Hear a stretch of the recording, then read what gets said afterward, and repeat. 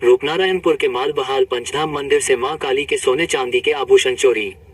रूपनारायणपुर क्षेत्र में लगातार हो रही चोरी की घटनाओं से लोग पहले ही दहशत में हैं। अब चोरों ने एक पवित्र धार्मिक स्थल को भी निशाना बनाया है। सालानपुर थाना अंतर्गत रूपनारायणपुर पुलिस फाली के मालबहाल पंचधाम मंदिर का ताला तोड़कर मां काली के कीमती सोने चांदी के आभूषण चोरी कर लिए गए। स्थानीय लोगों और मंदिर समिति के अनुसार रोज की तरह मंदिर बंद था।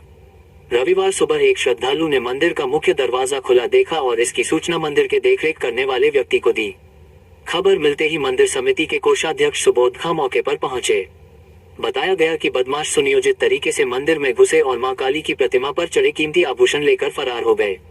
चोरी हुए सामान में लगभग 7 सोने और चांदी की चेन, चांदी का मुकुट, चांदी का खड़गा, सोने का लॉकेट सहित कई बहुमूल्य आभूषण शामिल हैं।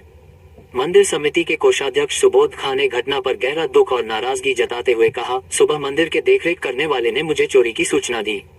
जब मैं मंदिर पहुंचा तो देखा कि मां काली के सभी सोने चांदी के आभूषण गायब थे।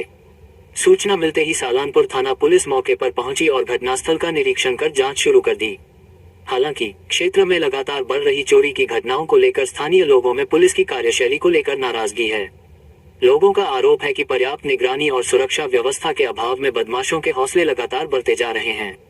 स्थानीय निवासियों ने इस घटना में शामिल अपराधियों की जल्द गिरफ्तारी और चोरी हुए आभूषणों की बरामदगी की मांग की है।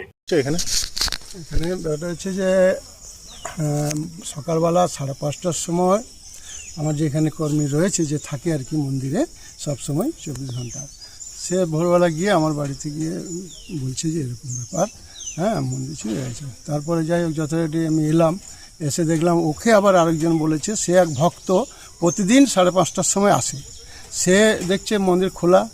তারপরে এসে ওকে উঠিয়েছে, উঠিয়ে বললে এই ব্যাপার। তারপরে এলাম, এসে সবাইকে ডাকলাম, আমাদের সেক্রেটারি যারা আছে সবাইকে ডাকলাম। ডাকার কি চুরি হয়েছে? চুরি হয়েছে বলতে এখন মানে আমাদের খড়গটা রূপোর ছিল, মায়ের মুকুট রূপোর ছিল, সোনার চেন ছিল, জিপ ছিল, সোনার লকেট ছিল এবং কয়েকটা আরও রূপোর চেন টেন ছিল, মানে 7-8খানা চেন ছিল, হাতে বাউঠি বালা এরকম ছিল, হ্যাঁ সোনা রূপো মিলিয়ে মানে অনেকখানি ছিল।